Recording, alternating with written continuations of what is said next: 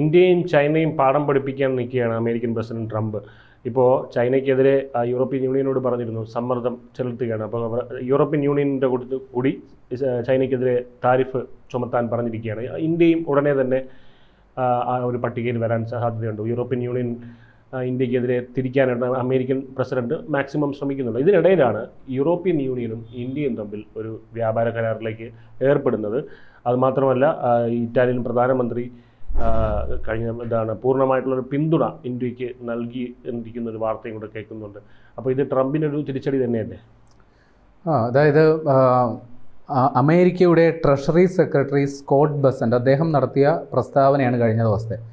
അദ്ദേഹം പറയുന്നത് റഷ്യയെ നിലയ്ക്ക് നിർത്താൻ റഷ്യയിൽ നിന്ന് ക്രൂഡ് ഓയിൽ വാങ്ങുന്ന ഇന്ത്യക്കും ചൈനയ്ക്കുമെതിരെ കൂടുതൽ താരിഫ് യൂറോപ്യൻ യൂണിയൻ അല്ലെങ്കിൽ 100% നികുതി ചുമത്തും എന്നുള്ളതാണ് പ്രഖ്യാപനം. അതിന് യൂറോപ്യൻ യൂണിയൻ്റെയും പിന്തുണ വേണം എന്നുള്ളതാണ് ആവശ്യം. പക്ഷേ യൂറോപ്യൻ യൂണിയന് പ്രത്യക്ഷത്തിൽ റഷ്യയെ പിണക്കാൻ പറ്റില്ല. കാര്യം ചില യൂറോപ്യൻ രാജ്യങ്ങൾ ഇപ്പോഴും റഷ്യയിൽ നിന്ന് ക്രൂഡ് ഓയിൽ വാങ്ങുന്നുണ്ട്. ചില രാജ്യങ്ങൾ പോയി വാങ്ങുന്ന ആ സമയം ലാഭിക്കാൻ വേണ്ടി പൈപ്പ് ലൈൻ വരെ സ്ഥാപിച്ചിട്ടുണ്ട്. അതുമാത്രമല്ല, റഷ്യയിൽ നിന്ന് യൂറോപ്യൻ രാജ്യങ്ങൾ ഉപയോഗിക്കുന്ന 19% ഗ്യാസ് അല്ലെങ്കിൽ പ്രകൃതിവാതകം അത് റഷ്യയിൽ നിന്നാണ് വരുന്നത്. അപ്പോൾ ഇതിനൊക്കെ ഒരു ബദൽ ഉണ്ടാക്കാതെ പെട്ടെന്ന് യൂറോപ്യൻ യൂണിയന് റഷ്യയെ അങ്ങ് പറഞ്ഞു വിടാൻ പറ്റില്ല.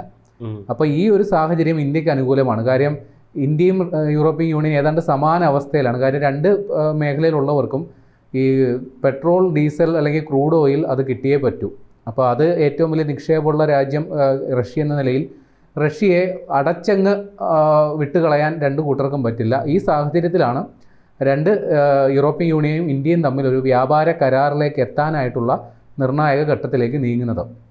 ഇതുമായി ബന്ധപ്പെട്ട് ഏതാണ്ട് 29 അംഗ സംഘം ഇതുമായി ബന്ധപ്പെട്ട് ഉള്ള ചർച്ചകൾക്കായി ഇന്നലെ ഇന്ത്യയിൽ എത്തിയിട്ടുണ്ട്. അതുകൂടാതെ യൂറോപ്യൻ യൂണിയൻ്റെ ട്രേഡ് കമ്മീഷണർ മാർക്കോസ് സെഫ്കോവിക്, അതേപോലെ യൂറോപ്യൻ യൂണിയൻ്റെ അഗ്രികൾച്ചറൽ കമ്മീഷൻ ക്രിസ്റ്റഫെ ഹാൻസൺ, ഇവരും ഈ സംഘത്തോടൊപ്പമുണ്ട്. അപ്പോൾ ഉന്നതതല സംഘം തന്നെയാണ് ഇന്ത്യയിലേക്ക് എത്തുന്നത്. അപ്പോൾ യൂറോപ്യൻ യൂണിയനുമായിട്ട് ഒരു ഫ്രീ ട്രേഡ് എഗ്രിമെൻറ്റ്, അതായത് നികുതി രഹിതമായി അങ്ങോട്ടും ഇങ്ങോട്ടും സാധനങ്ങൾ കൈമാറുന്നതടക്കമുള്ള കാര്യങ്ങളിൽ ഇന്ത്യയും യൂറോപ്യൻ യൂണിയനുമായിട്ട് നിർണായക ധാരണകളിലെത്തും എന്നുള്ളതാണ്.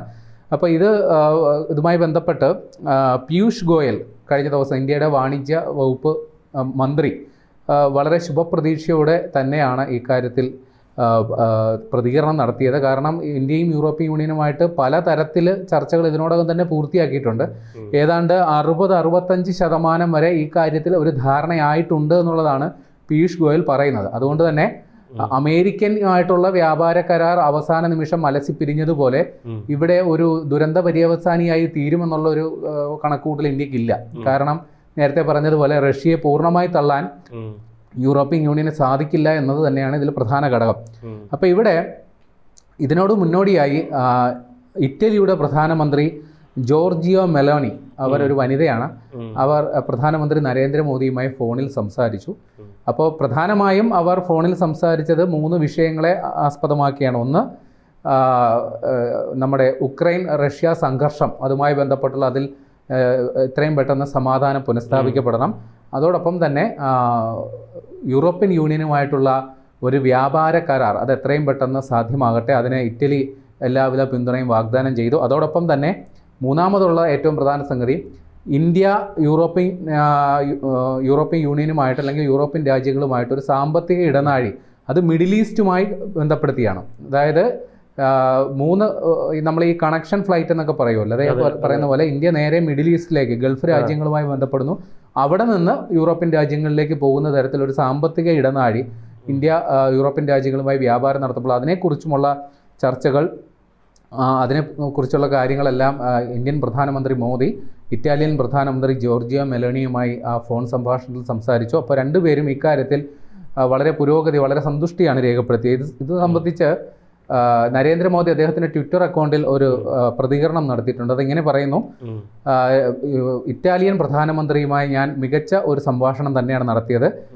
ഇറ്റലിയും ഇന്ത്യയുമായിട്ടുള്ള വളരെ തന്ത്രപ്രധാനമായ സഹകരണത്തിൽ രണ്ട് രാജ്യങ്ങളുടെയും പ്രതിബദ്ധത അത് അങ്ങോട്ടും ഇങ്ങോട്ടും പറഞ്ഞു. അതേപോലെ തന്നെ ഉക്രൈൻ സംഘർഷം അത് എത്രയും വേഗം പരിഹരിക്കാനായിട്ടുള്ള ശ്രമങ്ങൾക്ക് രണ്ട് രാജ്യങ്ങളും പിന്തുണ നൽകും എന്നുള്ള കാര്യം പറഞ്ഞു. അതോടൊപ്പം തന്നെ പ്രധാനമന്ത്രി മോദി ജോർജിയ മെലോണിക്ക് നന്ദിയും പറയുന്നുണ്ട്. അതായത് ഇന്ത്യക്കും യൂറോപ്യൻ രാജ്യങ്ങൾക്കും പരസ്പരം ഉപകാരപ്രദമായ ഒരു ട്രേഡ് ഡീൽ ഉണ്ടാക്കാൻ, ഒരു വ്യാപാര കരാർ ഉണ്ടാക്കാൻ നൽകുന്ന പിന്തുണയ്ക്ക് ഇറ്റലിയോടുള്ള നന്ദി പറഞ്ഞു. അതേപോലെ തന്നെ നേരത്തെ പറഞ്ഞതുപോലെ ഇന്ത്യ മിഡിൽ ഈസ്റ്റ് രാജ്യങ്ങളുമായി ബന്ധപ്പെട്ട് ഉണ്ടാക്കുന്ന വ്യാപാര ഇടനാഴിക്കും ഇറ്റലി പിന്തുണ അറിയിച്ചിട്ടുണ്ട്. അക്കാര്യത്തിലും ഇന്ത്യക്ക് ഒരു പിന്തുണ അറിയിച്ചിട്ടുണ്ട്. അതേപോലെ തന്നെ നമ്മൾ ഇറ്റലിയുമായും ഇതേപോലെ ഒരു വ്യാപാര കരാർ ഉണ്ടാക്കുന്നതിന് ഉള്ള ശ്രമങ്ങൾ പുരോഗമിക്കുകയാണ്. 13 റൗണ്ട് ചർച്ചകൾ ഇതുമായി ബന്ധപ്പെട്ട് നമ്മൾ ഇതിനോടകം തന്നെ പൂർത്തിയാക്കിയിട്ടുണ്ട്. 2022 ഈ ചർച്ചകൾ പുനരാരംഭിച്ച് 8 വർഷം മുമ്പ് അവസാനിപ്പിച്ചു വെച്ച ചർച്ചകളാണ്. എനിക്ക് തോന്നുന്നു ഈ ഉദാരവൽക്കരണ സാമ്പത്തിക നയങ്ങളുടെ പശ്ചാത്തലത്തിലാണെന്ന് തോന്നുന്നു ഇറ്റലിയുമായിട്ടുള്ള അത്തരം വ്യാപാര ചർച്ചകൾ നിർത്തിവെച്ചത്. പക്ഷേ 2022 വീണ്ടും 8 വർഷത്തെ ഇടവേളയ്ക്ക് ശേഷം നമ്മൾ ചർച്ചകൾ പുനരാരംഭിച്ചു. അതും ഫലവത്താകും എന്നുള്ളതാണ്. ഇനിയിപ്പോൾ ഈ യൂറോപ്യൻ യൂണിയനുമായിട്ടുള്ള ചർച്ചകൾ നടക്കുമ്പോൾ തന്നെ മറ്റൊരു കാര്യവും ഇതിനിടയിൽ നടന്നിട്ടുണ്ട്.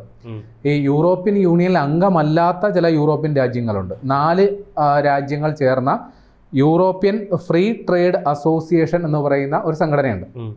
അപ്പോൾ അവരുമായിട്ട് നമ്മൾ $100 ബില്യൺ ഒരു വ്യാപാര കരാറിലേക്ക് എത്തിയിട്ടുണ്ട്.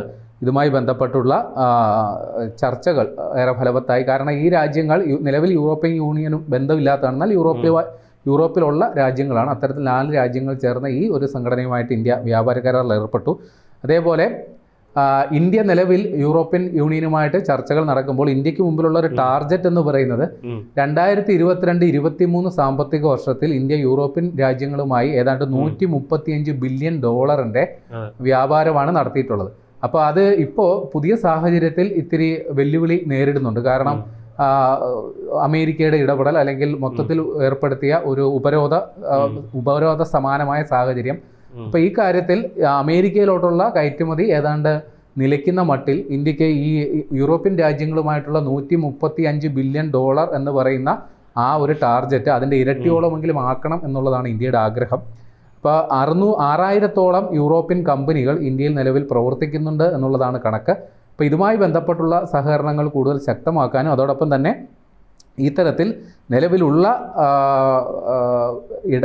വ്യാപാരം അത് കൂടുതൽ മെച്ചപ്പെടുത്താനും ഉള്ള ചർച്ചകളാണ് നടക്കുന്നത്. നേരത്തെ പറഞ്ഞതുപോലെ ഒരു 60-65% വരെയാണ് ഈ വ്യാപാര കരാർ സംബന്ധിച്ചുള്ള ചർച്ചകൾ ഫലവത്തായിട്ടുള്ളത് എന്നാണ്. അപ്പോൾ അക്കാര്യത്തിലും ഒരു നേരിയ ആശങ്ക ഇപ്പോഴും തള്ളിക്കളയാൻ പറ്റില്ല. കാരണം പൂർണ്ണ തോതിലുള്ള ഈ ഫ്രീ ട്രേഡ് എഗ്രിമെൻ്റ് ആണല്ലോ ഉദ്ദേശിക്കുന്നത്. അപ്പോൾ 2 രാജ്യങ്ങളും അല്ലെങ്കിൽ 2 കക്ഷികളും ഇതിൽ പരസ്പര വിട്ടുവീഴ്ചയ്ക്ക് തയ്യാറാകേണ്ടി വരും. ഇപ്പം അമേരിക്കയുമായിട്ടുള്ള വ്യാപാര കരാർ അത് അലസിപ്പിരിയാനുള്ള പ്രധാന കാരണം കാർഷിക മേഖലയിലും ഡയറി ഉൽപ്പന്നങ്ങളുടെ മേഖലയിലും നികുതി രഹിതമായി അമേരിക്കയ്ക്ക് ഇന്ത്യൻ വിപണിയിൽ കടന്നു വരാനുള്ള അവസരം ഒരുക്കണം എന്നുള്ള അമേരിക്കയുടെ നിലപാടാണ് ഈ അമേരിക്കയും ഇന്ത്യയുമായിട്ടുള്ള വ്യാപാര കരാർ അത് സംഭവിക്കാതെ പോകാനുള്ള പ്രധാന കാരണം.